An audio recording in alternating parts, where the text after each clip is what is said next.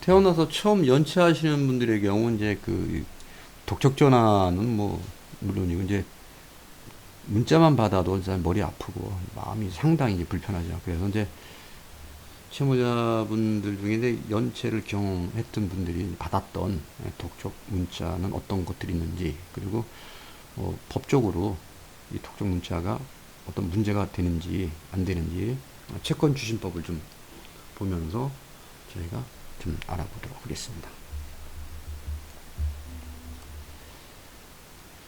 채권사마다 좀 다르지만 연체 초기에는 이게 좀 이렇게 불편하지 않게 뭐 돈 좀 주세요 이런 식으로다가 이제 이게 문자가 이제 옵니다.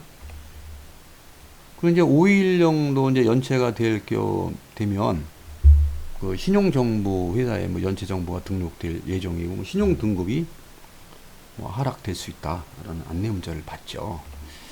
그런데 보통 이제 3주가 지나면 이제 이렇게 이제 법 조치할 수 있다 하는 이거 예정 이제 문자를 받는데, 가끔 이제 그 채무자분들이 이제 이런 독촉 문자를 받으면 뭐 금융감독원에 민원을 제기했다고 하는데, 이게 사실 이거는 이게 채권자의 정당한 그 이 독촉 문자거든요.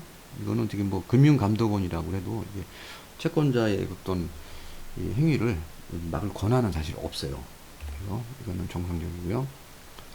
뭐 집으로 오겠다고 하면 이제 미리 통지를 해야 되는데, 금융감독원의 이제 그 이 채권 추진 가이드라인 규정에는 이제 일방적인 통지가 아니라 이제 사전에 협의를 해야 한다는 거고, 그리고 뭐 통화를 했다고 해서 뭐 강제적으로 만나야 된다는 법 규정은 없습니다. 뒤에서 다시 한번 또 설명을 드리겠습니다. 연체 기간에 따라서 이제 그 이 담당 부서가 이제 달라진다는 거죠. 이건 뭐 채권 회수 전담반으로 옮겨지게 되는 거. 정상적인 문자입니다. 이게 법적으로 큰 문제가 없는 거고요. 그리고 이제 이거는 기한이익 상실이라는 건 뭐냐면은 발생 예정이잖아요.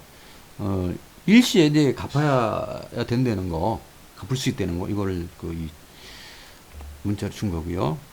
예, 신용카드 표준 약관에 보면 2회 이상 연체가 되면 일시에 이제 변제하는 거죠. 그러니까는 기한 이익 상실이 됐다는 거, 이거를 알려주는 겁니다. 우리가 여기서 이제 좀 문자를 잘 봐야 되는데 좀 많이 복잡하죠. 뭐 관할법원, 뭐 그다음에 소송 진행되며 이렇게 돼 있잖아요. 이걸 받으면 사실 많이 불편하죠. 근데 여기서 뭐라고 돼 있어요? 접수 예정, 그렇죠? 지급 명령 확정이 아니라 확정시. 아직 아무것도 안 한 거예요. 예정, 그렇죠? 다 예정입니다. 이거 보시고 막 이 정도 보시고 막 놀라시면 안 돼요. 천천히 보시면 돼요. 지금까지는 뭐 본 문자 중에 문제 소지는 없어 보였는데 이거는 좀 문제가 있어 보입니다. 왜냐면 뭐 금일 강제 집행 기일 확정일이니 이건 뭐 하겠다는 거 아니에요. 사실 이 채권 추진법에서 하는 얘기가 이런 거 하지 말라는 거거든요. 채무자한테 어떤 좀 불편하게 심적으로 부담 주지 말라니까 어떤 협박성 뭐 이런 거 이거 주지 말라는 거거든요. 이거는 금감원 민원감이 됩니다. 만약에 이게 이런 식으로 접수 예정이다. 이거는 사실 뭐 정상적인 거로 보시면 되고요.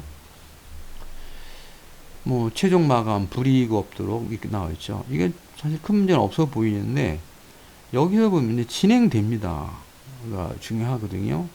진행될 수 있습니다라고 이제 바뀌게 돼. 이것도 금감원 민원감 될 수 있습니다. 이거 좀 복잡하게 이제 작성했지만은 예정이라는 단어가 있죠. 예정권이니까 정상적인 이제 독촉 문자라고 보시면 돼요. 이 법착 의뢰라고 쓰는데 여기서는 그냥 법적 착수 의뢰 예정이죠. 이건 뭐 정상적인 문구고요. 그다음에 이제 이 채권 회수 효율성 때문에 이 주소지 쪽으로다가 이관을 하는 경우가 있어요. 이거는 뭐 아무 문제 없는 정상적인 거고 이거 때문에 뭐 압박 이런 건 아닙니다. 이거는 민원감이죠. 왜 민원감이냐면 여기 보면 열세공 대동 강제 개문하여 집행됩니다. 그렇죠? 이거는 지금 뭐 이 채권사가 무슨 그이 집행문 받아가지고서 뭐 대기 중인 것처럼 하는데 이거는 안 되죠. 왜냐면 법에서 이런 거 하지 말라는 거거든요. 왜냐면 채무자 입장에서는 겁나잖아요. 이런 거 받으면. 이거 하지 말라는 거 뒤에서 또 말씀드리겠습니다. 여기 보면은 가압류는 집행 권한이 필요 없기 때문에 신속히 진행이 가능하다라고 얘기했는데 사실은 이게 그 이 채무자분들이 법에 대해 잘 모르니까 이 추심원이 이게 막 던지는 거예요. 우리가 좀 풀어서 얘기하면은 여기 유치동산 가압류 대상이라고 그랬잖아요. 그걸 떠나서 가압류만 볼까요? 가압류는 집행권한이 필요 없기 때문이 아니라 집행권한이 없기 때문에 가압류라는 거예요. 그래서 집행권한이 없이 가압류를 하는데 유치동산 가압류 같은 경우는 현금 공탁을 해야 돼요. 현금 공탁을 하는 게 빠르긴 빠르죠. 그런데 채무자가 가압류 기간에 가압류된 데라서 바로 뭐 유치동산이 매각되거나 그러지 않습니다. 소송 판결까지 가려면 뭐 1년 이상 걸릴 수도 있어요. 그러면 그 사이에 채무자가 개인회생을 한다든지 개인 워크아웃을 해버리면 소송에서 판결 받아봐야 실익이 없죠. 또 현금 공탁해서 뭐 손해만 보고. 그래서 채권자는 이런 이 유치동산 가압류 같은 거 안 합니다. 그래서 이거는 전체적으로 볼 때는 이거는 민원감이에요. 민원하시면 되고요. 이런 일은 없으니까. 이거는 뭐 통상적인 문구죠. 뭐 예정이라고 했으니까. 그리고 이제 금융기관 채권자도 이 금융감독원 그 채권 추심 가이드라인에 보면 불법 추심에 대한 그 상세한 그 대응 안내라는 이거를 좀 안내를 하게끔 돼 있어요. 그래서 우리가 여기서 이제 그 채권 추심법에 대해 좀 알아봐야 되겠는데 방문하겠다고 미리 알리지 않고 방문하게 되면 어떻게 사전에 형사적인 문제가 되죠. 그리고 왔는데 퇴고 요구를 받고 나가라 그랬는데 안 나가고 즉시 퇴거하지 않는 경우에 즉시 퇴거하지 않는 경우 퇴거 불응죄가 돼서 형사처벌을 받을 수 있다는 거죠. 이 부분에 대해서 사전에 이 방문할 계획이 있음을 알리지 않고 이 부분에 대해서 좀 부가적인 설명이 이거거든요. 그냥 채무자한테 뭐 방문할 계획을 일방적으로 통지만 하는 게 아니라 협의를 하셔야 돼요. 협의를 해야 돼요. 협의를 해야 되고 채무자가 뭐 시간이 안 된다든지 또는 몇 시에 만난다든지 또는 시간은 되지만 만날 의사가 없다. 그럼 거부해도 되거든요. 뭐 강제적으로 만날 의무도 없습니다. 그래서 만약에 이걸 어기고 오게 되면은 형사적인 문제가 되고요. 그리고 채무자와 협의 없이 그냥 이 채무자가 뭐 야근해서 11시쯤에 이제 퇴근한다는 거 알고서 기다렸다 만나잖아. 이거 크게 문제가 됩니다. 그리고 전화, 이메일, 문자 계속 하는 경우 있죠. 이것도 채권 이 추진법이라든지 금융감독원 채권 추진 가이드라인에 보면은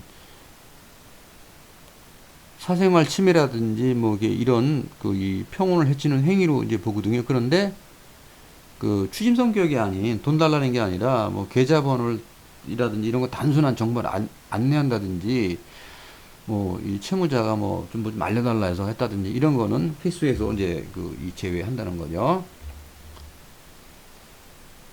채권 추심에 관한 민사상 또는 형사상 이 법적인 절차가 진행된다고 이제 거짓으로 이제 이 표시하는 행위인데요. 보면은 카드사가 이제 형사 고소를 한 상태다. 그러니까는 뭐 너 수사 받아야 된다. 돈 안 갚으면 이런 거라든지 말하는 행위예요. 그 다음에 경매될 그런 일이 없어요. 그런데 경매가 진행된다고 말하는 행위. 이건 입증하려면 어떻게 해요? 녹음을 해야 돼요. 녹음. 그리고 이제 소장 같은 거라든지 감시증을 만들어 놓고 이제 법원에 접수도 안 했어요. 그리고 이제 했다고 이 제시하는 거 이런 행위하게 되면 형사처벌 대상이 됩니다. 그리고 형사고소를 안 했어요. 형사고소를 안 했는데 고소장은 뭐 만들 수가 있죠. 만들어 놨는데 그 접수를 하지 않고 보여주면서 뭐 마치 형사 절차가 진행되는 것처럼 하는 행위, 이거 크게 다치거든요. 그리고 이 추심원들도 이런 행위는 안 해요. 왜 그러냐면 그네들도 이제 법적으로 다 크게 그 다친다는 걸 알거든요. 그래도 뭐 일반 그 채무자들보다 더 잘 알기 때문에 이런 행위는 하지 않죠. 부당한 채권 추심이라든지 뭐 금감원의 어떤 그 민원 제기를 하려면 전화로도 이제 이 가능하고요. 또는 이 인터넷에 홈페이지에 이제 접속해서 인터넷으로 이제 할 수도 있습니다. 지금까지 이 연체가 됐을 경우에 받게 되는 이제 독촉 문자들, 그리고 이제 어떤 게 이제 법적으로 이제 뭐 문제가 됐는지, 그리고 금감원 민원 대상인지에 대해서 좀 간략하게 알아봤습니다. 이상입니다.